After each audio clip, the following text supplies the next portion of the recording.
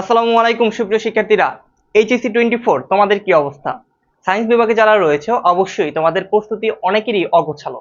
তো ওই অগোছালো প্রস্তুতির মধ্যে আমরা চাচ্ছি তোমাদের একটা সঠিক একটা গাইডলাইন দিতে। তোমার হাতে আর মাত্র 40টা দিন সময় রয়েছে। এই 40 দিন তুমি কিভাবে নিজেকে গুছিয়ে নিতে পারো এবং কিভাবে পড়লে তোমার রেজাল্টটা আশানুরূপ হবে, এবং তুমি যে অনেক কিছু বাদ দিয়ে এসেছো সেগুলো কিভাবে তুমি কভার করতে পারবা ইনশাআল্লাহ, সেই সম্পর্কে একটা সঠিক গাইডলাইন আজকের হবে। তো তোমার কাজ হচ্ছে গিয়ে ভাইয়ের সাথে থাকা এবং আগামী 10 মিনিট থেকে 15 মিনিট ভাইয়া যেটা বলবো সেটা যদি তুমি অনুসরণ করতে পারো, তুমি এ প্লাস কেন এ প্লাসকে তুমি ছাড়িয়ে যেতে পারবা। তো এই কথাটা মাথায় রাখবা, আগে নিজের মাইন্ড সেট আপ নিয়ে আগে বসতে হবে এবং ধৈর্য ধরতে হবে এবং পরিশ্রম করতে হবে। এই কাজটা যদি তুমি করতে পারো ইনশাআল্লাহ ভালো রেজাল্ট করা তোমার পক্ষেও সম্ভব। এবং ভালো রেজাল্ট করা একটা প্রাথমিক ধাপ, এই প্রাথমিক ধাপে যদি তুমি উত্তীর্ণ না হতে পারো তাহলে ভালো একটা জায়গায় তুমি কখনোই যেতে পারবে না। তো ভাইয়া অনেকেই অনেক রুটিনের কথা বলে, আজকের ভাইয়া তোমাদের সাথে কিছু রুটিন নিয়ে আলোচনা করব, কিভাবে পড়াশোনা করা উচিত এখন এই মুহূর্তে। এবং আরেকটা বিষয় আলোচনা করব যে তুমি কোন কোন সাবজেক্ট গুলো, কোন কোন চ্যাপ্টার গুলো এখন যদি পড়ো তাহলে তুমি ভালো একটা রেজাল্ট করতে পারবা ইনশাআল্লাহ। সঠিক গাইডলাইন দিব, এই গাইডলাইন তোমার ফলো করতে হবে মাস্ট। ওকে, তো আগামী আমার হাতে 40 দিন সময় আছে এবং টার্গেট যখন ভালো একটা রেজাল্ট, সেই রেজাল্ট যদি আমি পেতে চাই এবং বাবা মার মুখে যদি আমি হাসি ফোটাতে চাই, অবশ্যই আমাকে এই 40টা দিন ভালো করে এফোর্ট দিতে হবে। এতদিন যে যাই করেছো না কেন বাদ দাও সবকিছু, এখন এই 40টা দিন খুব ভালো করে কাজে লাগাও। ওকে, তো ভাইয়া প্রথমেই বলবো যে তুমি এইচএসসি 24 সায়েন্সে যারা রয়েছো, সায়েন্স গ্রুপে যারা রয়েছে তাদের এখন এই মুহূর্তে করা উচিত কি? আচ্ছা, তাদের এখন যেটা করা উচিত, তাদেরকে কিছু চ্যাপ্টার সিলেক্ট করতে হবে যে ভাইয়া এই চ্যাপ্টার থেকে মাস্ট কোয়েশ্চেন হয় এবং এই চ্যাপ্টার গুলো আমি এমন ভাবে করব যাতে এখান থেকে প্রশ্ন আসলে আমি যেন মিস না করি। তো এখন এই জায়গাটা যেটা আছে শেষ 40 দিন, তার মানে আমার 40 দিনের টার্গেট থাকবে কি ভাই, আমি যেন 40টা চ্যাপ্টার শেষ করতে পারি, 40টা চ্যাপ্টার বা আরো যদি বেশি পারি তাহলে করবো, সমস্যা নেই, 40টা চ্যাপ্টার। ওকে, এখন ভাই এই 40টা চ্যাপ্টার কি কি হতে পারে? ওকে, বা আমি কিভাবেই বা প্রস্তুতি নিব? তো এই প্রশ্নটা আসতে পারে, তাই তো? তো চলো ভাই আগে তোমাদেরকে একটা শিডিউলটা দেখাই দিই। ওকে, আগে শিডিউলটা দেখাই তারপর বলি। আচ্ছা, তো এখন এই শিডিউল দেখানোর আগে ভাইয়া তোমাদেরকে একটা কথা বলি, তোমাদের সাথে একটা রুটিন শেয়ার করি, ইন্টারেস্টিং রুটিন। এবং এই রুটিনটা তুমি মাস্ট ফলো করবা ইনশাল্লাহ, দেখবা তোমার লাইফ চেঞ্জ হয়ে যাবে, লাইফ একবারে ফুল চেঞ্জ হয়ে যাবে। যে রুটিনটা তোমাদের শেয়ার করতেছি, তুমি কি করবা, প্রতিদিন প্রতিদিন ফজরের সময় উঠবা। কোন সময় উঠবা? ফজরের সময় উঠবা, ফজরের সময়। ফজরের সময় উঠে সুন্দর মতো, প্রথম 2-3 দিন হয়তো যারা অভ্যস্ত না তাদের কষ্ট হবে, বাট কথা হচ্ছে কি তুমি যখন ওঠা শুরু করবা ফজরের পরে তুমি নামাজটা পড়ে তুমি হচ্ছে গিয়ে 6টার সময় পড়তে বসবা। কয়টার সময়? 6টার সময় পড়তে বসবা। কারণ ফজরের নামাজের পরে আমার মাথায় চিন্তা থাকবে যে আমি 6টার সময় পড়তে বসবো, সারা রাত পড়াশোনার কোনো দরকার নেই, আমি দেখাই দিচ্ছি। হ্যাঁ, রুটিনটা ভালো লাগবে, কোনো লিখিত রুটিন না এটা। তো 6টা থেকে 8টা পর্যন্ত তুমি পড়বা। হ্যাঁ, যদি বেশি পারো তো আরো ভালো, বাট আমি বলতেছি 6টা থেকে 8টা। হ্যাঁ, 2 ঘন্টা, এখানে 2 ঘন্টা পড়বা, 2 ঘন্টা। এবং এরপরে তুমি কি করবা, এরপরে তুমি হচ্ছে গিয়ে বিগত দিনে যে হচ্ছে গিয়ে পড়াশোনাগুলো ছিল, অর্থাৎ এর আগের দিনে যে পড়াশোনাগুলো করেছো সেই পড়াশোনাটা 1 ঘন্টা রিভিশন দিবা। 1 ঘন্টা রিভিশন দিবা, 1 ঘন্টা রিভিশন। ওকে, তার মানে টোটাল কয় ঘন্টা হলো? টোটাল কয় ঘন্টা হলো? 3 ঘন্টা হয়ে গেল ভাইয়া। তাহলে তুমি এইখান থেকে, অর্থাৎ 6টা টু 9টা, হ্যাঁ, তুমি হচ্ছে কি 3 ঘন্টা পড়াশোনা করবা। 3 ঘন্টা পড়াশোনা করবা, হয়ে গেল, ডিভিশনও হয়ে গেল, আমার কিছু পড়াও হলো। বাকি থাকে, বাকি আমি জোহরের নামাজে যাব। জোহরের নামাজে, জোহরের নামাজে চলে যাব। এবং জোহরের নামাজের পরে অর্থাৎ 2টা থেকে, খাওয়া দাওয়া করে 2টা থেকে তুমি হচ্ছে গিয়ে 3টা পর্যন্ত পড়বা। কয়টা পর্যন্ত? 3টা পর্যন্ত পড়বা। তার মানে এখানে 1 ঘন্টা হলো। ওকে, এখানে 1 ঘন্টা পড়াশোনা হয়ে গেল, 1 ঘন্টা পড়াশোনা হয়ে গেল। এরপরে ভাইয়া তুমি এরপরে এই 3টা থেকে একবারে হচ্ছে গিয়ে আসরের নামাজের আগ পর্যন্ত তুমি একটু ঘুম দিবা, সুন্দর করে একটু ঘুম দিবা। তাহলে কি হবে ভাইয়া, আসরের নামাজের আগ পর্যন্ত একটা ঘুম হলো এবং আসরের নামাজটা পড়ে, আসরের নামাজ আসরের নামাজ পড়ে তুমি হচ্ছে গিয়ে 1 ঘন্টা পড়বা। একবারে হচ্ছে গিয়ে কোন সময় পর্যন্ত পড়বা? মাগরিবের আগ পর্যন্ত পড়বা। ওকে, তো মাগরিবের নামাজ পড়ে তুমি হচ্ছে গিয়ে যেটা করবা, 1 ঘন্টা পড়বা। মাগরিবের নামাজের পরে তুমি যেটা করবা, 1 ঘন্টা পড়বা। মাগরিবের নামাজের পরে 1 ঘন্টা পড়বা। এরপরে ভাইয়া আসে কি এশার নামাজের পরে তুমি যেটা করবা, এশার নামাজের পরে তুমি হচ্ছে গিয়ে কয়টা আনুমানিক, এশার নামাজ হচ্ছে গিয়ে এখন বর্তমানে 8:30টায় হয়, তাহলে তুমি এই নামাজটা পড়ে তুমি হচ্ছে গিয়ে কি করবা, 9টা থেকে 11টা পর্যন্ত পড়বা। 9টা থেকে কয়টা পর্যন্ত পড়বা? 11টা পর্যন্ত পড়বা, 9টা থেকে 11টা পর্যন্ত পড়বা। তাহলে এখানে ভাইয়া কি হলো, 2 ঘন্টা হয়ে গেল। আমি কিন্তু খুব ভালো একটা রুটিন শেয়ার করতে, যে ফলো করতে পারবা সে গেইনার। তো এই 2 ঘন্টা পড়বা, এরপরে তুমি 11টার পরে খেয়ে দিয়ে তুমি সুন্দর মতো হচ্ছে গিয়ে 11:30 বা 12টার মধ্যে ঘুমায় যাবা, 12টার মধ্যে ঘুমায় যাবা, এর মধ্যে তুমি ঘুমায় যাবা, মাস্ট ঘুমায় যেতে হবে। হ্যাঁ, 6টার সময় নামাজ পড়তে হবে, বাট 11:30 12টার মধ্যে তোমার ঘুমায় যেতে হবে। তো এখন কথা হচ্ছে গিয়ে ভাই, তাহলে দেখো তো মোট কয় ঘন্টা তোমার পড়াশোনা হচ্ছে। এখানে 3 ঘন্টা হচ্ছে, এই 1 ঘন্টা, এই 1 ঘন্টা, এই 1 ঘন্টা, টোটাল হচ্ছে গিয়ে এখানে তুমি পাচ্ছ এখানে 3 1 6 ঘন্টা। তুমি এখানে 6 ঘন্টা পাচ্ছ, এখানে 2 ঘন্টা পাচ্ছ, 8 ঘন্টা পাচ্ছ। তার মানে তুমি যদি প্রতিদিন এখন থেকে 8 ঘন্টা পড়াশোনা করতে পারো, রেগুলার 40টা দিন 8 ঘন্টা করে পড়াশোনা করতে পারো, ইনশাল্লাহ ভাইয়া এই জায়গাটা তোমার আর কোনো ঘাটতি থাকবে না। প্রতিদিন 8 ঘন্টা, এখন থেকে প্রতিদিন 8 ঘন্টা পড়াশোনা করবা। বাট আরো যদি তুমি বেশি পারো, মাঝখান দিয়ে কিন্তু অনেক টাইমের গ্যাপ আছে, তুমি যদি চাও ওই সময়টা তুমি পড়াশোনা করতে, অবশ্যই পড়াশোনা করবা। বাট কথা হচ্ছে কি, এই 8 ঘন্টা তোমার মাস্ট পড়াশোনা করতে হবে, 24 ঘন্টার 8 ঘন্টা মাস্ট পড়াশোনা করতে হবে। এখন আমি দেখাই দিব ভাইয়া কোন চ্যাপ্টার গুলো তোমার পড়তে হবে এখন। হ্যাঁ, কোন চ্যাপ্টার গুলো, অনেকেই বলেছিল যে ভাইয়া ভিডিও দেন। হ্যাঁ, কোন চ্যাপ্টার গুলো পড়তে হবে আমরা একটু দেখবো। আচ্ছা, ভালো একটা রেজাল্ট করতে হলে নিজেকে কিছু কৌশল অবলম্বন করতে হয়, গাধার মতো সব পড়লে হবে না, এখন শেষ সময়, তুমি তো সব পড়তে পারবে না, তাই না? এই জন্য তোমার একটা কৌশল অবলম্বন করতে হবে। যেমন আমি যদি প্রথমত রসায়নের কথায় আসি, তোমরা যারা সায়েন্সে রয়েছে, রসায়নে তুমি কি করবা ভাইয়া? রসায়ন, এই রসায়নে আমি যদি যাই, দুইটা পার্ট রয়েছে, একটা হচ্ছে প্রথম পত্র, আর একটা হচ্ছে গিয়ে দ্বিতীয় পত্র। এখন রসায়ন প্রথম যেটা রয়েছে, আমি ভাই 3টা চ্যাপ্টার সিলেক্ট করবো, আগে 3টা শেষ করবো, ভালো করে 3টা চ্যাপ্টার সিলেক্ট করবো। এই 3টা চ্যাপ্টার এমন ভাবে করার ট্রাই করব, এখান থেকে যেভাবেই প্রশ্ন হোক না কেন আমি যেন মিস না করি। তাহলে প্রথম পত্র রয়েছে, সেই জন্য আমি সিলেক্ট করতে পারি কি, গুণগত রসায়ন। এরপরে যেটা আছে মৌলের পর্যায়বৃত্ত ধর্ম, যেটাকে বলা হচ্ছে, এটা হচ্ছে গিয়ে দ্বিতীয় চ্যাপ্টার। এরপরে মৌলের পর্যায়বৃত্ত ধর্ম, এটা হচ্ছে গিয়ে তৃতীয় চ্যাপ্টার। এরপরে হচ্ছে গিয়ে রাসায়নিক পরিবর্তন।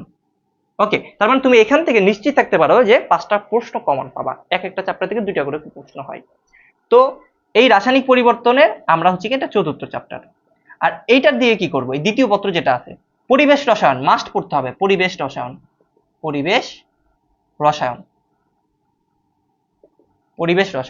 ওকে, তো এরপরে কি আছে ভাইয়া, এরপরে আমরা পড়তে পারি তোমার তড়িৎ রসায়ন, মাস্ট কোয়েশ্চেন হবে এখান থেকে, তড়িৎ রসায়ন। জৈব যৌগ নিয়ে যাদের ভয় আছে, সিকিউর জন্য পড়তে হবে না, দরকার হলে, সমস্যা নাই। তো এরপরে কি পড়বা, পরিমাণগত রসায়ন। এই 3টা চ্যাপ্টার যদি পড়তে পারো, নিশ্চিত থাকতে পারো যে তুমি রসায়নে টপ করবা। মানে এই চ্যাপ্টারগুলো এমন ভাবে পড়তে হবে যাতে এখান থেকে যেভাবেই ঘুরে বাঁচায় কোয়েশ্চেন দিক না কেন, অবশ্যই পড়তে হবে। আরেকটা কথা বলে রাখি, রসায়নের ক্ষেত্রে বিগত 2017 থেকে 2023 সাল পর্যন্ত যতগুলো বোর্ড কোয়েশ্চেন ছিল, বোর্ড প্রশ্ন ছিল, সেগুলো তোমাকে মাস্ট পড়তে হবে। এবং এখন ভাই কথা হচ্ছে কি, এই চ্যাপ্টারগুলো আমি কোথা দিয়ে পড়বো, বা এইগুলো আমি কিভাবে শেষ করব? ভাইয়া তোমরা জানো যে ট্রিপল বন্ড পাঠশালার আমাদের একটা রিস্টার্ট ব্যাচ রয়েছে, রিস্টার্ট ব্যাচ অলরেডি সেখানে ক্লাস শুরু হয়ে গিয়েছে এবং ক্লাসগুলো রেকর্ডেড আছে। তুমি চাইলে এই চ্যাপ্টারগুলো আমরা সর্বোচ্চ গেলে কি 1.5 থেকে 2 ঘন্টার একটা ক্লাস নেই প্রত্যেকটা লেকচারে। তার মানে তুমি এই 2 ঘন্টার একটা যদি লেকচার করতে পারো, নিশ্চিত থাকতে পারো যে এই চ্যাপ্টারের ম্যাথগুলো তুমি ইজিলি করতে পারবা।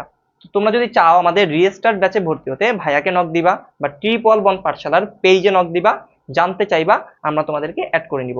এবং ভাইয়া বলে রাখি যে আমাদের কোর্স ফি হচ্ছে গিয়ে 299 টাকা, 299 টাকা। মনে রাখি অতি সামান্য কোর্স ফি, বাট তুমি যা পাবা ইনশাআল্লাহ হচ্ছে গিয়ে বেস্ট পাবা। ওকে, তোমরা যারা ভর্তি হতে চাও ভাইয়াদের সাথে অবশ্যই যোগাযোগ করবা। আচ্ছা, তো এখন এইটা তো গেল এই পার্ট। এরপরে যদি আমরা একটু দেখার ট্রাই করি, যে আমরা যদি দেখি পদার্থবিজ্ঞানের কথা যদি চিন্তা করি, পদার্থবিজ্ঞান, এবং এই পদার্থবিজ্ঞানের ভিতরে যদি যাই, এটার ভিতরে রয়েছে 2টা, প্রথম এবং দ্বিতীয় পত্র, তাই না? প্রথম এবং দ্বিতীয় পত্র। এখন এইখান থেকে আমরা কি করব, 5টা চ্যাপ্টার সিলেক্ট করব। কয়টা? 5টা। আগে 5টা চ্যাপ্টার শেষ করি, তো তারপর বাকিগুলো নিয়ে চিন্তা করব। প্রথম পত্রে যদি আমরা যাই, অবশ্যই ভাইয়া ভেক্টর পড়তে হবে। ভেক্টর অর্থাৎ কত চ্যাপ্টার? দ্বিতীয় চ্যাপ্টার ভেক্টর। আমরা লিখে নিই, চ্যাপ্টারের নামগুলো লিখে দিই। ভেক্টর মাস্ট পড়তে হবে। এরপরে আমরা নিউটনিয়ান বলবিদ্যা পড়তে হবে। ওকে, এরপরে ভাইয়া যায় আদর্শ গ্যাসের গতিতত্ত্ব। আদর্শ গ্যাস, এটা পড়তে হবে 10 চ্যাপ্টার যেটা রয়েছে। এরপরে যদি আমরা যাই ভাইয়া পর্যাবৃত্ত গতি, মাস্ট পর্যাবৃত্ত গতি পড়তে হবে। আচ্ছা, কয়টা হয়ে গেল? 4টা। এরপরে আরেকটা যাই, পদার্থের গাঠনিক ধর্ম। এইটা ভালো করে পড়বা, কারণ এটা ছোট্ট একটা চ্যাপ্টার, বাট কোশ্চেন আসার সম্ভাবনা অনেক বেশি। পদার্থের গাঠনিক ধর্ম, গাঠনিক ধর্ম। আরেকটা চ্যাপ্টার, এই 5টা হয়ে গেল না, আরেকটা চ্যাপ্টার তোমাকে যোগ করে দিচ্ছি, সেটা তুমি পড়তে পারো, কাজ, ক্ষমতা ও শক্তি, যদি তোমার হাতে সময় থাকে। কাজ, ক্ষমতা ও শক্তি। তার মানে এই চ্যাপ্টারগুলো এমন ভাবে তুমি পড়বা যাতে এখান থেকে যেভাবেই প্রশ্ন আসুক না কেন তুমি ঘুরাই ফেরাই করতে পারবা। আমাদের রিস্টার্ট ব্যাচে অলরেডি পর্যাবৃত্ত গতি হয়ে গেছে, আমাদের আদর্শ গ্যাসটাও হচ্ছে গিয়ে হয়ে গেছে, বাকিগুলো আমরা সামনে লেকচার নিব। তো এরপরে দেখো দ্বিতীয় পত্র যেটা রয়েছে, অবশ্যই ভাই তাপগতিবিদ্যা মিস দেওয়া যাবেই না, কারণ প্রশ্ন এখান থেকে দুইটা হয়ে যেতে পারে। তাপগতিবিদ্যা, তাপগতিবিদ্যা। চলতড়িৎ মাস্ট, চলতড়িৎ, স্থির তড়িৎ প্রশ্ন হবেই, একটাও মিস হবে না। স্থির তড়িৎ তোমাকে মাস্ট পড়তে হবে। সেমিকন্ডাক্টর, সেমিকন্ডাক্টর পড়তে হবে, কেমন? সেমিকন্ডাক্টর। এরপরে আমরা যাচ্ছি, এই কয়টা হয়ে গেল? 4টা হয়ে গেল না? আরেকটা তুমি পড়বা, আধুনিক পদার্থবিজ্ঞানের সূচনা। আধুনিক পদার্থ বিজ্ঞানের সূচনা, আধুনিক পদার্থবিজ্ঞানের সূচনা। যদি তুমি এই চ্যাপ্টারগুলো শেষ করতে পারো, ইনশাল্লাহ ভাইয়া তোমাকে কনফার্ম দিতে পারি যেখান থেকে তুমি প্রশ্ন কমন পাবা। হ্যাঁ, এমন ভাবে এগুলো করতে হবে। আরেকটা চ্যাপ্টার ব্যাকআপ হিসেবে নিতে পারো, সেটা হচ্ছে গিয়ে নবম চ্যাপ্টার যেটা রয়েছে, নবম চ্যাপ্টার নিউক্লিয়ার পদার্থবিজ্ঞান যেটা রয়েছে, নবম চ্যাপ্টার, নবম চ্যাপ্টার। তাহলে ফিজিক্স হয়ে গেল, রসায়ন হয়ে গেল, এগুলো সবই ভাইয়া করানো হচ্ছে আমাদের প্রাইভেট ব্যাচে যেটা রয়েছে, সেখানে করানো হচ্ছে। তুমি চাইলে ভাইয়া যুক্ত হয়ে যেতে পারো। এরপরে যদি আমরা দেখার ট্রাই করি বায়োলজি এবং ম্যাথ, বায়োলজি এবং ম্যাথ যেটা রয়েছে সেটা যদি একটু দেখার ট্রাই করি যে ভাই এটার সাজেশনটা কি আসলে। আচ্ছা, তুমি ম্যাথের কথা যদি আমরা আসি, ম্যাথ ম্যাথ ভাইয়া অলরেডি কনিক্স পড়াই ফেলছি ম্যাথে। তো এখন দেখো ম্যাথের ক্ষেত্রে যদি আমরা দেখার ট্রাই করি, ম্যাথ রয়েছে প্রথম এবং দ্বিতীয়, প্রথম এবং দ্বিতীয়, তাই না?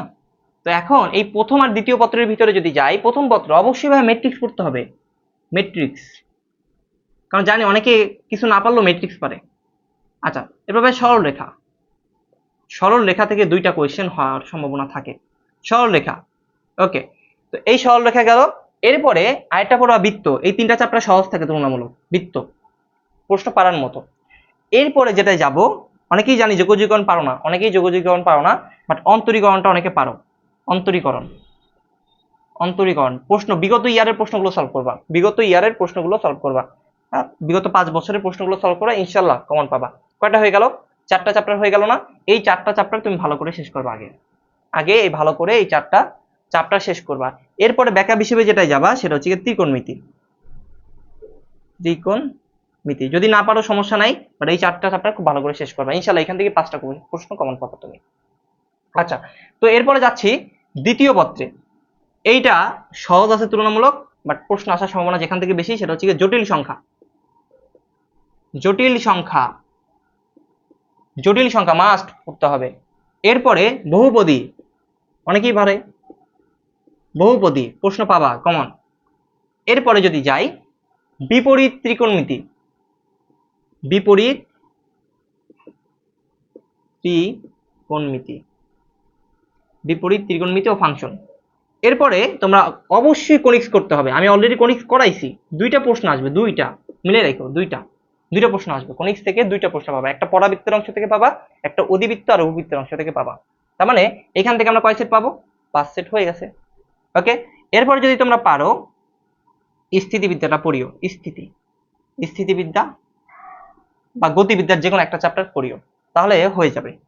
ওকে, ব্যাকআপ হিসেবে, এটা কিন্তু ব্যাকআপ হিসেবে বলছি, বাট এখান থেকে যেগুলো বলছি 5 সেট কোশ্চেন কমন পাবা তুমি। তার মানে বিগত ইয়ারের, বিগত সাল, বিগত বোর্ড পড়তে হবে, বিগত বোর্ড পড়তে হবে, বিগত বোর্ড পড়তে হবে, এটা মনে রাখবো ভাই, কেমন?